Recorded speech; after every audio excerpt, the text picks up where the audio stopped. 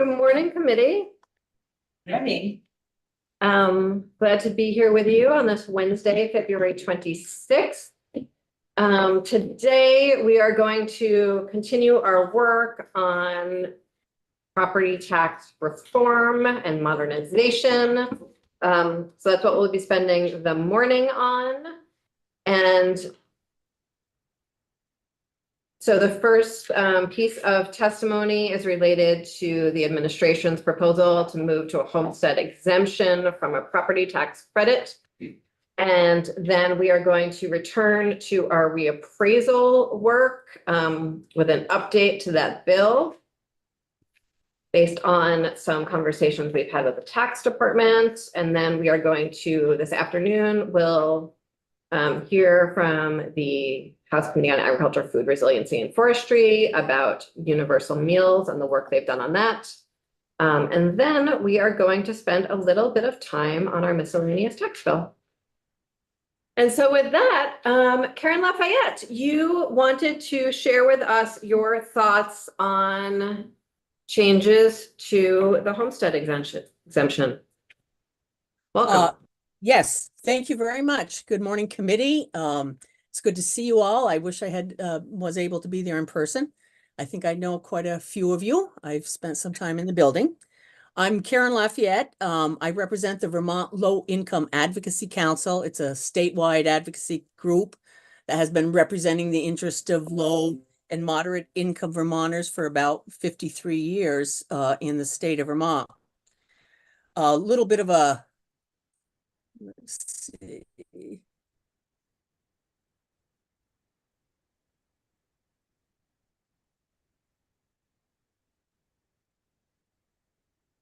Karen, are you still there? Oh, here I am. Can you hear me? Yes. Something happened. Background, I am a resident of the city of Burlington. I've also served as the city's lobbyist for many years in the 2000s. I was a member of the legislature representing Burlington, and I was a member of this committee when we passed Act 60, the Equal Educational Opportunity Act. That was some 30 years ago, and there have been a number of adjustments to the law. It seems like every 2 or 3 decades, education financing becomes a very pressing affordability issue for Vermonters, and trying to balance the increased costs, provide a quality education, and create a fair measure of taxation. But again, we find ourselves here in this situation. The reason I wanted to comment today, I'm not here to comment on the cost or the spending of education, but rather to comment on the way we finance it, and specifically related to property taxes and the ability to pay. VILIAC strongly supports maintaining and updating income sensitivity as the fairest way to deliver property tax relief as we hopefully move towards an income-based system, one that provides for everyone to pay their fair share in taxes. I think it's important to recall why we passed Act 60 and moving from a local education property tax to a statewide property tax. The Brigham decision determined that children did not have the same educational opportunities in the state by virtue of which town they lived in. Property poor towns had to tax themselves at very high rates to be able to afford a barely adequate schools, and property rich towns had well-funded schools and very low tax rates.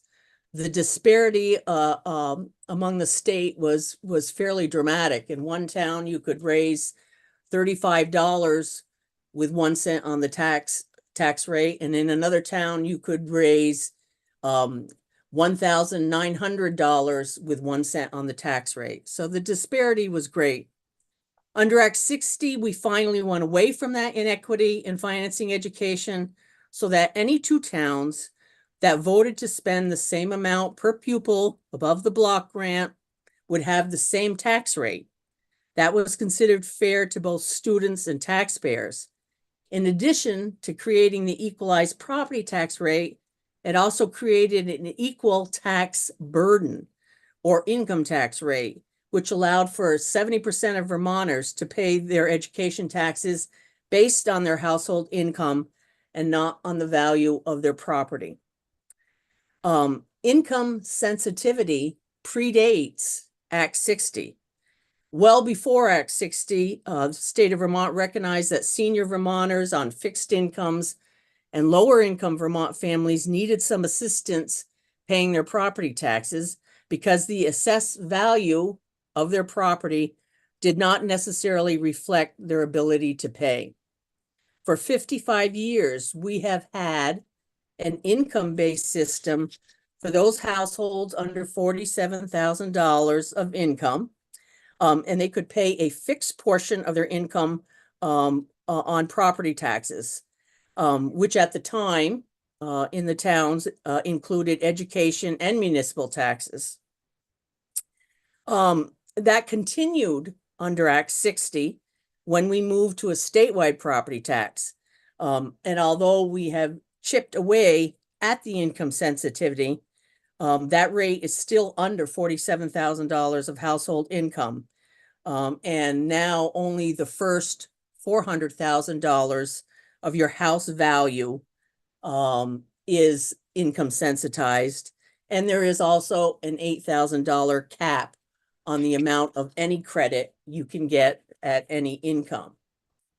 The administration's proposal, they've termed it a wholesale change to the property tax, going away from income sensitivity and basing your taxes on your going away from income sensitivity and basing your taxes on ability to pay, to once again basing your education taxes on the value of your property with an exemption of house value based on your income, with a maximum deduction of $200,000.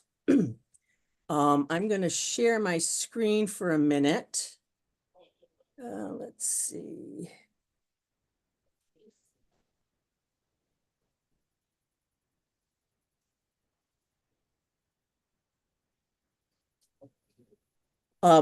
This is a chart provided by the administration in your testimony a few weeks ago in your committee.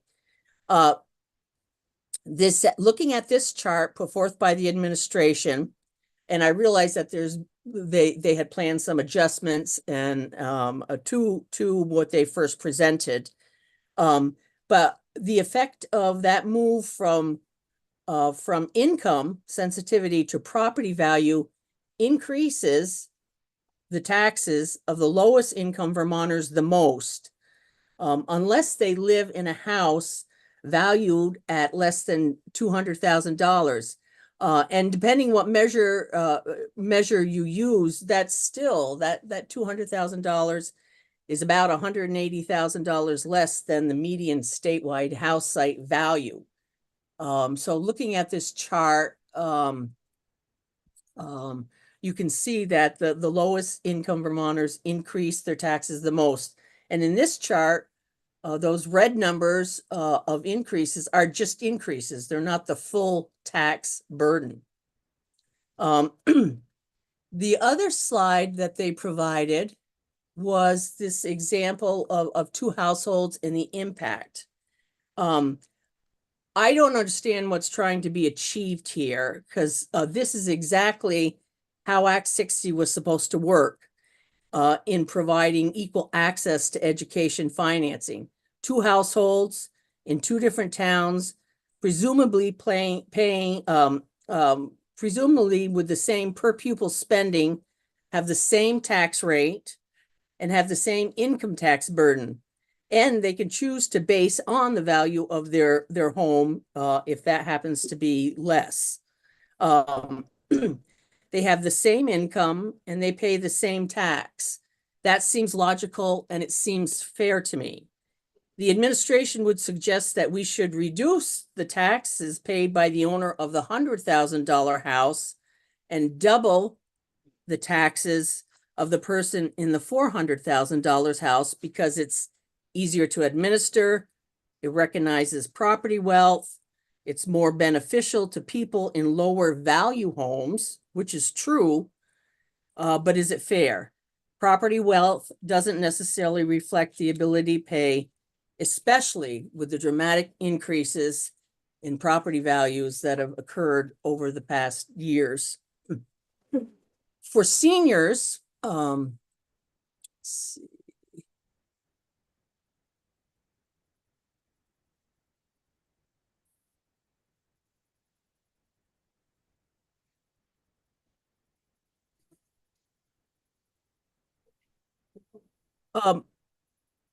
What happens to the person in the $400,000 house?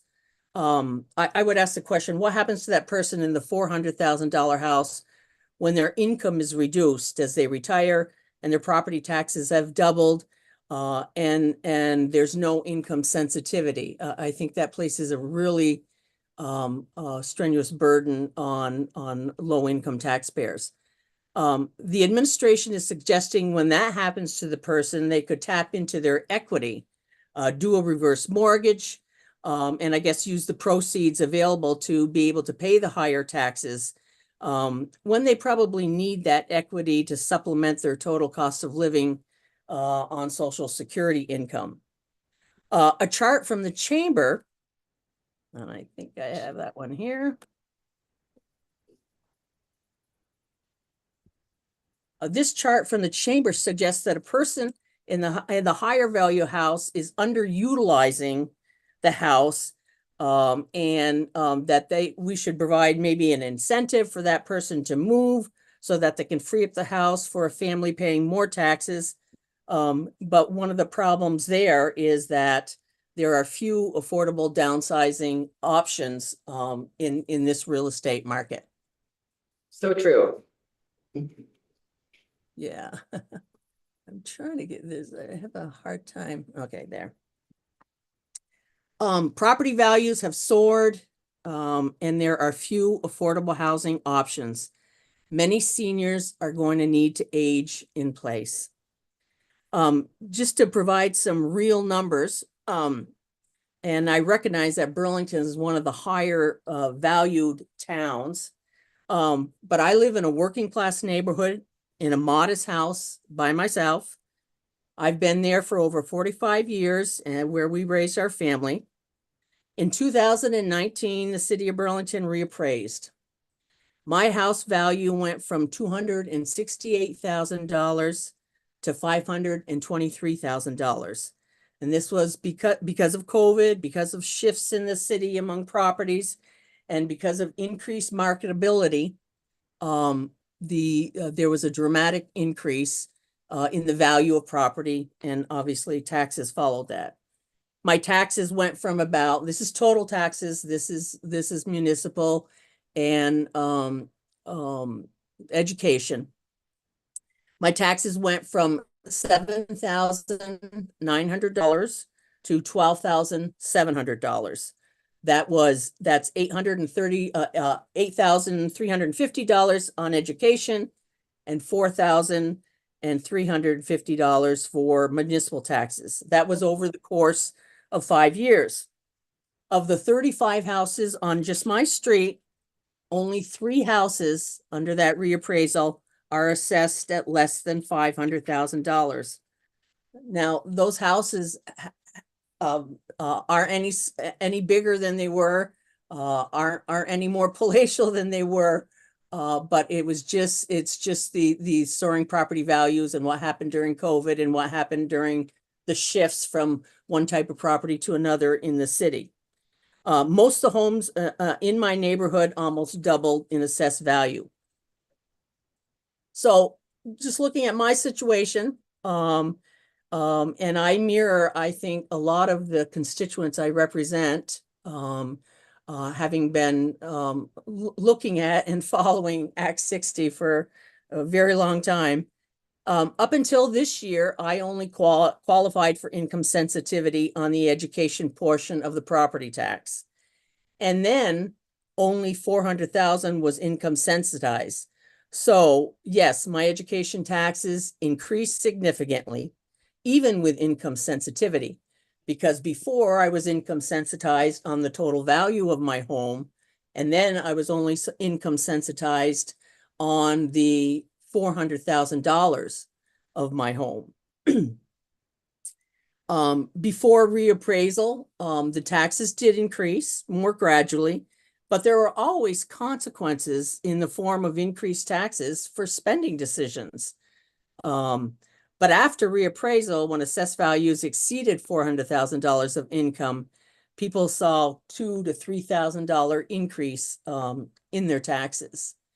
And I mentioned the consequences for voting because it seems like some of the administration's proposals and some of the other folks are suggesting that people who were income sensitized somehow were just going ahead and just supporting any kind of school budgets because they didn't think there was any consequences because they're income sensitized. And I think that's very far from what is the real situation with people making decisions on voting in school budgets or property taxes. And I do think that the relation of what's going on with the cost and the spending in education is a different conversation from how we deliver property tax relief. This year, I qualified for both education and municipal tax credits because my income went below $47,000. And even if I get the maximum income sensitivity allowed under the current law, I will still be paying at least $4,700 because there's an $8,000 cap on the credit. So that's already 11.7 of a retirement income of 40K. With no income sensitivity, using the rate of taxation and property values of this town in this neighborhood, even with the maximum homestead exemption of $200,000 that the administration has put forth, the taxes on this homeowner would rise roughly to $7,800. And at 40,000 K, that's roughly 19% of a person's retirement income. So, that's one piece of it. But with the homestead exemption, folks are suggesting that there's equity and value in your home. And so it isn't only people who live in a house by themselves might be making a Social Security income, but have a lot of money to have some other resources, plus the wealth and the equity in their house. Like many Vermonters, my family was supported by self-employment. There's no pension or 401k. I have a small IRA. I have some savings, and I have above Social Security income. I've continued to work, and I started to collect Social Security income at 70. But all of those resources that are modest are my resources to pay living expenses, education and municipal taxes, health care, and I still have a small mortgage on my house. In my case, my assets in the form of equity in my house are more than what I have in my bank accounts. But obviously that property is not that capital is not as easily accessible unless I sell or tap into my equity. So if I'm living on a fixed income plus some modest savings, my options might include doing a reverse mortgage, as mentioned before, or downsizing to a smaller or lesser value property, so that I don't have no longer have any mortgage payment. And I have explored both of those options for some time, knowing that I was going to be downsizing my working income. In terms of moving, even though I can get a good price for my house over the assessed value, once I pay mortgage, capital gains, and selling costs, I probably will have to spend the entire amount of those proceeds to buy a condo or a small ranch house in the 400 to 500K range, because that's what it costs in my city to purchase something in that, in about that range, what I would need for living. But one of the issues with that also is that those properties at that price are extremely hard to find, and they're just not available. Even without a mortgage, there's still significant property taxes if you move into property taxes and HOA fees if you moved into a condominium. That basically property taxes with the HOA fees are just like having another mortgage again. For seniors, a reverse mortgage and aging in place is probably one of the best options. Using the proceeds to make necessary upgrades or repairs or make some accessible and make the home accessible and have some available capital to supplement a fixed income. A reverse mortgage still requires you to pay insurance and property taxes.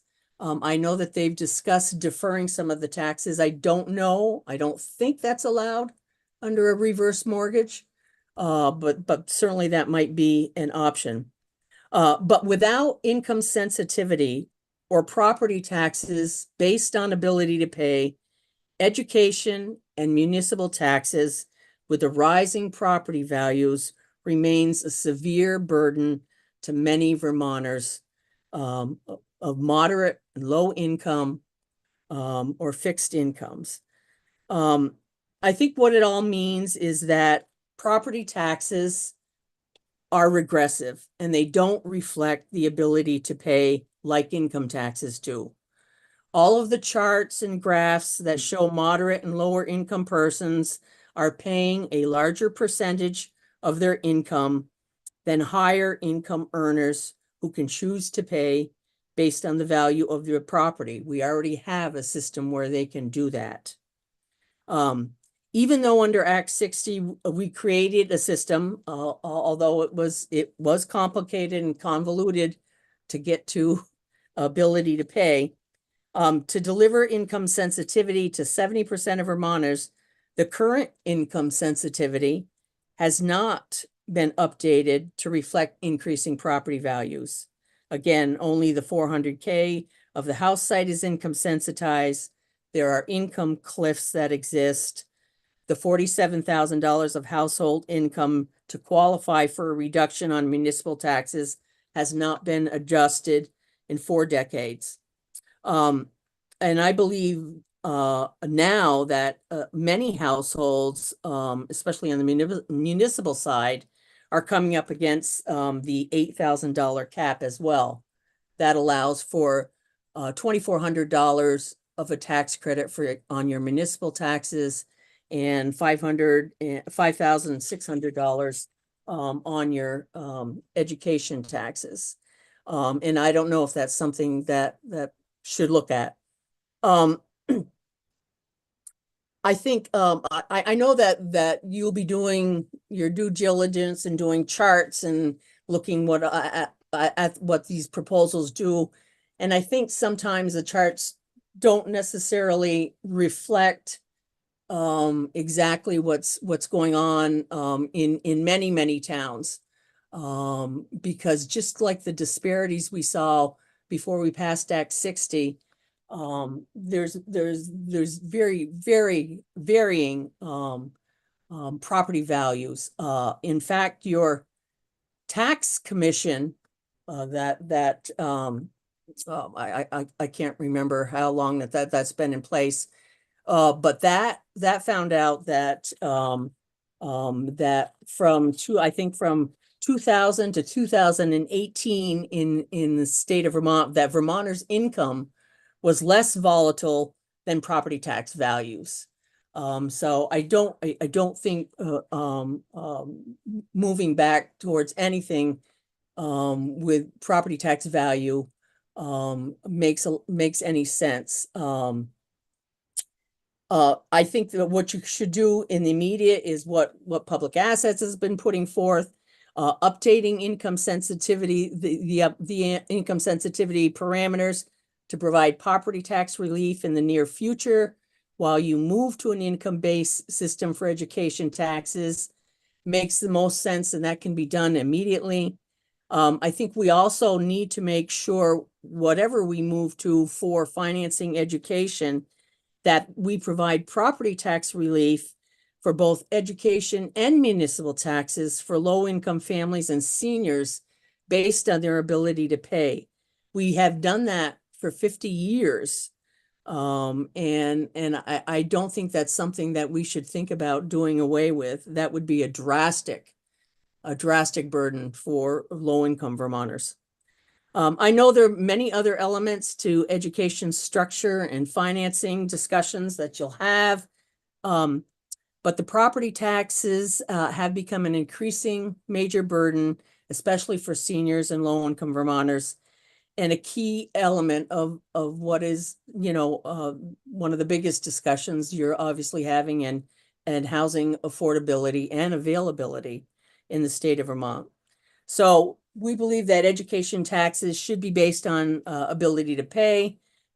We think that that's fair to taxpayers, and we think that that's fair to students. Your tax structure commission also made it very clear that income was the better choice, and the best reflection of ability to pay. Because what they found was at the low end, most people who have a mortgage are probably even underwater, so that the value of their primary residence wasn't actually always positive on their net worth. And that on the high end, the value of primary residences was just a small sliver of net worth. So also not as good a good reflection of ability to pay. So that's what I would hope that the committee would consider as you look at your choices for education financing and maintain income sensitivity, and based on ability to pay, as you decide what to do. Thanks, Karen. I really appreciate you highlighting sort of the differences between maybe what like an ideal tax system that you would build from scratch might look like versus the fact that there isn't a downsized building or home for people to move into. And that was one of the challenges that we got into when Austin came in to discuss his chamber's proposal. I'm curious, you talked about reverse mortgages, and if you have any perspective on sort of pros and cons of a reverse mortgage versus the state holding a tax deferral. Both of them, I feel uncomfortable with both of them, frankly. Well, I think it's become an interesting choice over the past few years. I really didn't consider it until I retired and just started collecting Social Security income and trying to figure out what I was going to do when my income was reduced.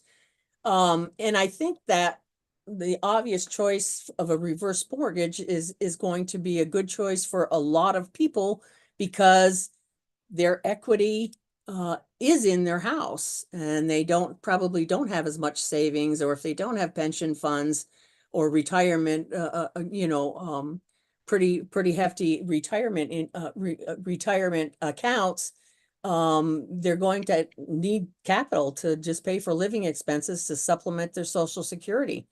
And if that's a way to tap into having more available money to supplement your income so that you can continue to live in a home of your choosing, that makes a lot of sense. I know there's some downsides, but that just might be, a good option and maybe the only option for, a person of a certain age that can't find a small, affordable ranch house or condominium if they want to downsize. So what is your thoughts on not liking the reverse mortgage? Just curious. It's more that I feel nervous about sort of the idea that we're developing a tax system that depends on folks going into debt to pay it. That's more my, I mean, reverse mortgages seem like a perfectly fine instrument, I suppose, but just that we would be building a system or adjusting a system with the presumption of debt makes me very uncomfortable. I understand it's also the reality of like, you know, the world that we live in to some degree. I just, the idea of doing it purposefully makes me nervous. Well, and also what the interest rates are right now. So Yeah. I really haven't explored it to sit down with someone and say, you know, exactly what's going to happen. What is this going to look like, you know, in 10 years if I do this now? You know, and I have other options. I can probably, you know, um, I can threaten my children that I'm going to move in with them unless they want to help me pay my property taxes or something like that. But I love that for you, and I Karen. may do that, but I also might offer to them, hey, would you like to take over the house and you know, do some kind of financing in that way? And so I, you know, I have other options. A lot of people don't. So I think with respect to that, that maybe something like a reverse mortgage might work. The tax deferment is an interesting, I mean, we've done that on a smaller level, even with, I think if you, you know, with heating systems or solar panels or something like that, where, you know, you pay for it or, and it follows the home, so you don't have to pay for it right, you know, out of pocket, that type of thing. So I think there's different versions of that, but, I think that's a possibility, but that doesn't let, if you can defer your property taxes, so that would make it less expensive for a person to live, but that doesn't give them any other necessarily capital or equity in their house to use. And I don't think you can do the two together. I think that's certainly something to explore, and the reality is that if a large number of people are already doing reverse mortgages to pay their property taxes, maybe it would be a better deal for the state to be sort of managing. Better deal for them, for the state to be managing that for a tax deferral system. We haven't run the numbers on that yet. Thank you. Other questions from other folks? Karen, it's Charlie Kimball. Thank you for sharing your personal details. I know that's often hard to do. I guess from your perspective of the people for whom you advocate, and the property tax credit system we have now is very complicated. So I'm just trying to figure out how to make it easier to understand and administer for the clients who you work with, and if that's something you've thought of. Yeah, I mean, because I was in the thick of things with Act 60, I've even following it over the years, I have to just re-educate myself on how it works and that type of thing. It is convoluted, it is complicated. But I think the answer sort of stares you in the face, which is the easiest way to make it less complicated is to go ahead and pay for education, not based on the value of your house, your property taxes, but through your income tax. I mean, that's one way to simplify it. But even, as I say, predating Act 60, we still recognize that property taxes could be a burden for some folks. And there was a simple, you know, property tax a rebate or a property tax credit that you would get. I would like to see it more, I would like to see it direct so that low-income Vermonters wouldn't have to pay out of pocket first and then get something back as an income tax rebate or something like that. And I think that's one piece of the system that worked well under Act 60 is that, you know, they send the check to your town to reduce your taxes before you get them. I think the lag year is a real problem.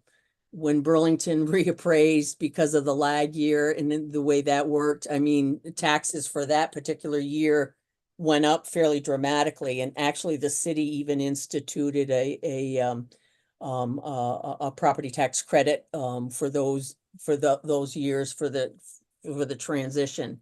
because there was such a dramatic increase in value in property taxes, but there probably is a way, if you went to an income tax for education financing to certainly continue with a property tax relief for folks under a certain income for their municipal taxes as well. So, and I know Burlington numbers are really, probably a lot higher than what some of the charts you've been looking at in the average, but it's a factor. Representative Feltes? Yeah, I have a question, and perhaps Ms. Lafayette, this is not necessarily for you, but for the committee that we might get some information later on. I'm wondering how much it costs us to offer the property income sensitivity credit. Because obviously we're decreasing tax prices for some people, but obviously that volume has to be built into the big base that everybody else is paying. And Oh my do we have goodness, that's a numbers? perfect question to segue us into Julia's testimony when we're ready. Nice work. Anything else for Karen from anyone? I did just want to say Yeah, that, please. Representative Feltes, your question, it's interesting because the administration's proposal said it's revenue neutral. So moving to just doing a reduction in exemption, property tax exemption is not saving any money and it's not costing any more money. But in updating income sensitivity would probably cost, does cost more money.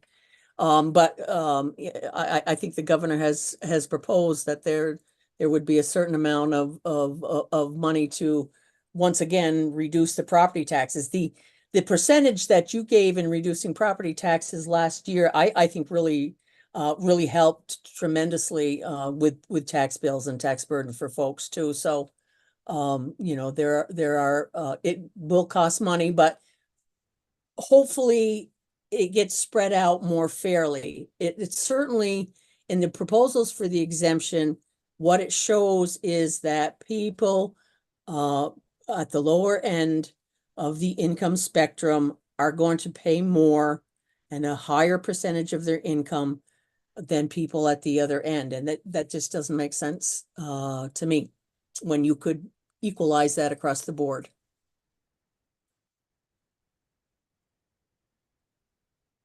Thank you very much for your time, Karen. I really appreciate it. Thank you so much. It's so good to see the committee again. Good to see you. Thanks for joining us. Stop by when you're here next. Julia, would you like to join us? Thanks.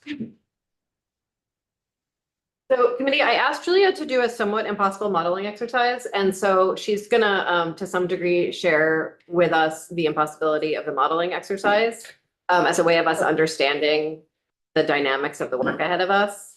Essentially what I asked her to do was to take sort of the construct that the tax department gave to us of moving to sort of a property value discount essentially, or exemption, but apply very different thresholds to it.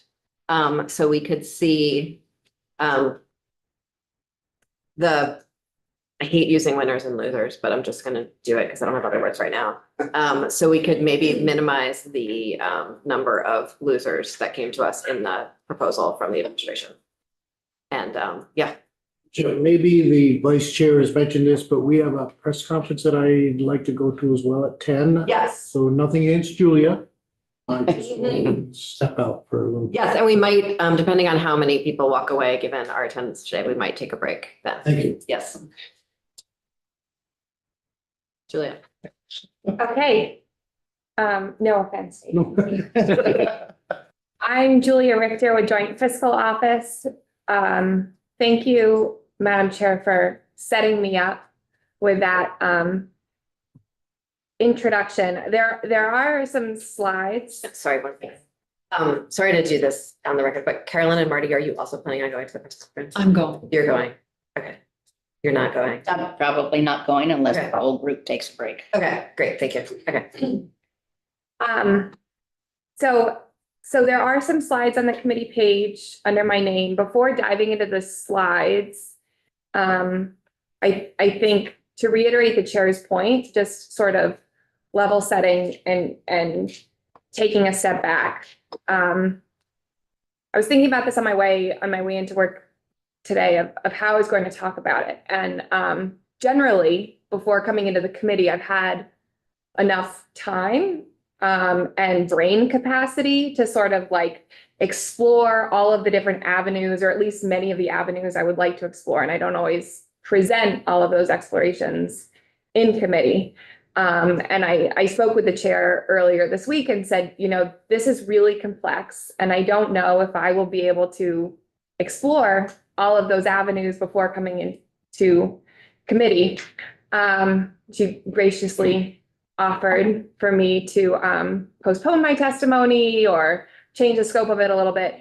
And I guess all of that to say, I'm still here today because I think that the first steps that I've taken are pretty illustrative of the first steps of considering changes to the property tax credit. So this is not necessarily a final product or the end of the modeling exercise, but it's an update in terms of where I've gone, what I've explored, to provide some context and intuition of what we're thinking about.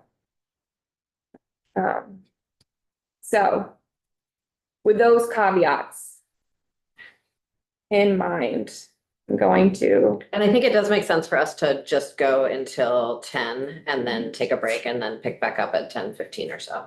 Okay, We'll just take our break a little bit early. sounds good. And maybe ask Kirby to come in at 11 instead of 10:45. All right. So I'm going to go ahead and share my screen. I do think that in terms of timing, there may be a natural breaking point in about 15 minutes. So we can try to work towards that.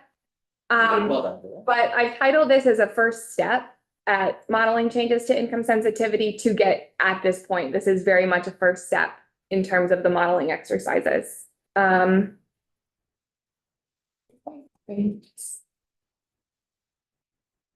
So again, reminder, we're nonpartisan legislative office, unbiased fiscal analysis. This is trying to provide information for considerations for policymakers, not to tell policymakers how to do your job, or provide recommendations. So in terms of how I've structured these slides and thinking through things, starting out with just broad considerations of modeling. Why is it complex?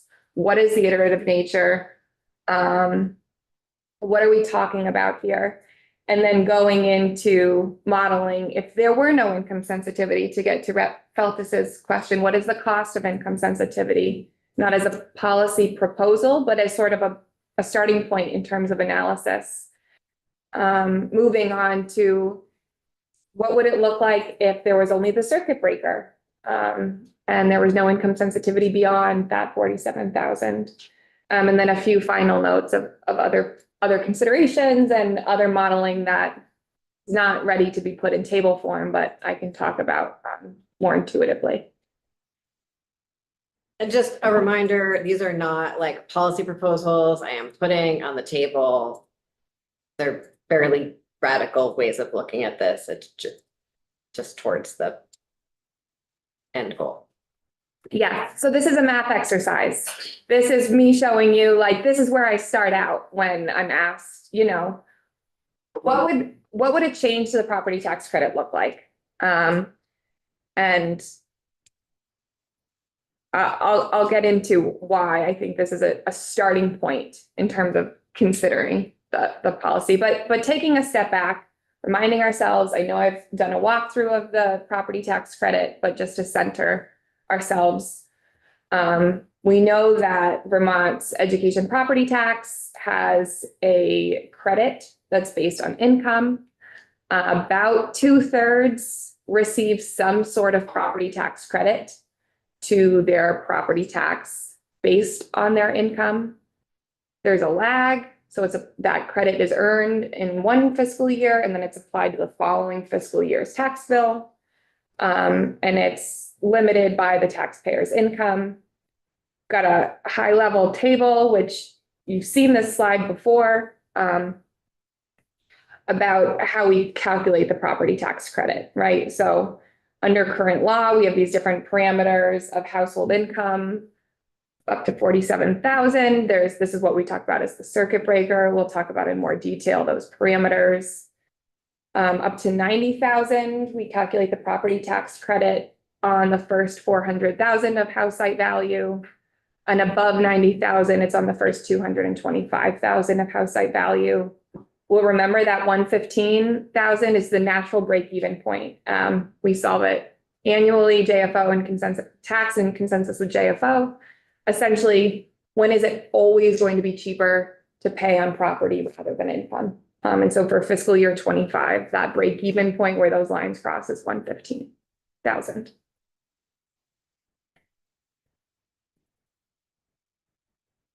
So this gets at Feltus's question about the property tax credit and how much it costs. So it's a tax expenditure. It's paid out of the education fund, which means that it impacts property tax rates and liabilities for all property taxpayers in the education fund.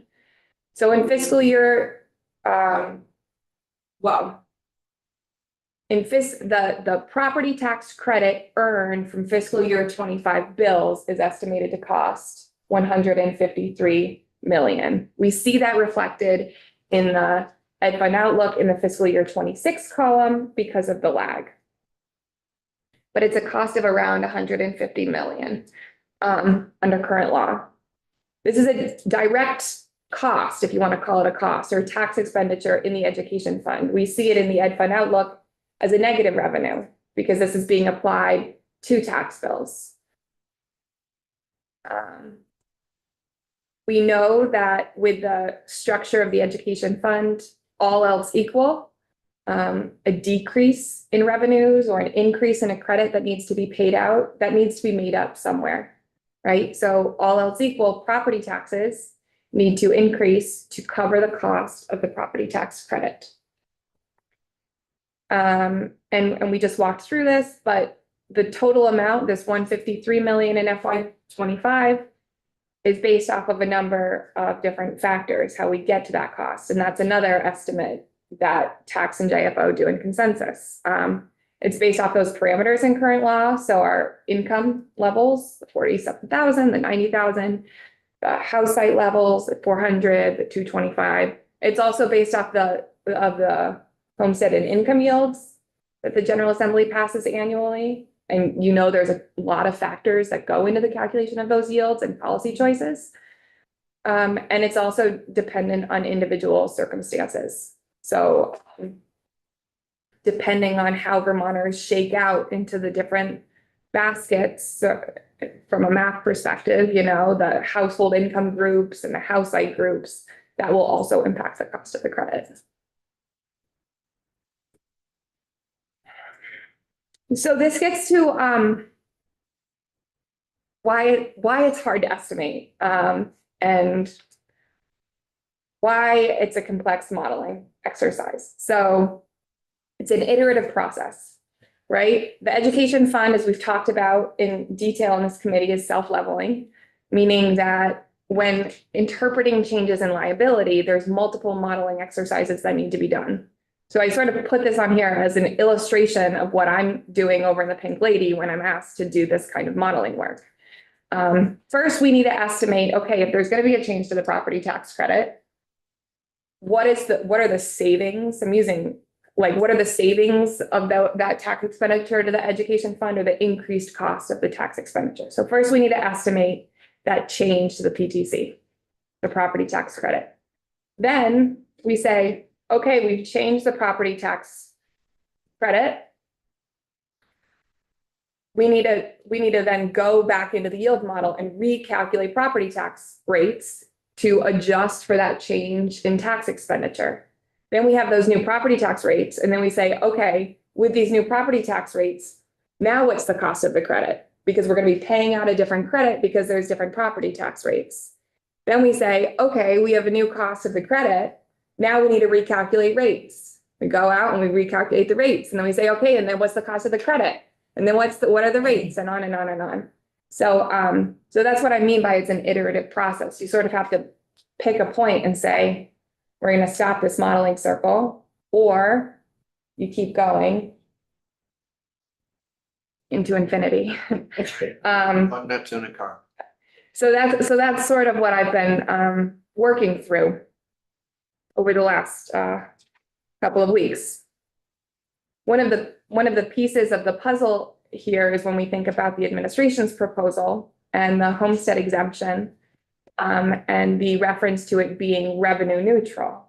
It was solved so that the exemption is the same, is resulting in the same cost to the education fund as our current property tax credit. And in doing that, the property tax rates don't need to be recalculated. But just from a math perspective, there's no reason that 153 million is the perfect number for income sensitivity. So. I don't imagine you'd have this answer to this question off the top of your head, but it would be interesting to see how the cost of of the property tax credit has changed over time. I understand that taxes have gone up and that values have gone up also, and I'm just sort of curious that might be interesting to look at sometime. That would be interesting. I don't know. Yeah. But absolutely. It's 9:55. I have a couple more slides. You want me to pause here, or should I just keep going until I'm told to pause? Is that the natural pause place? Where do you think we're at a natural pause place? Is that? I think we're in a natural pause. Okay, let us take a natural pause. Folks, let's be back here at 10:15.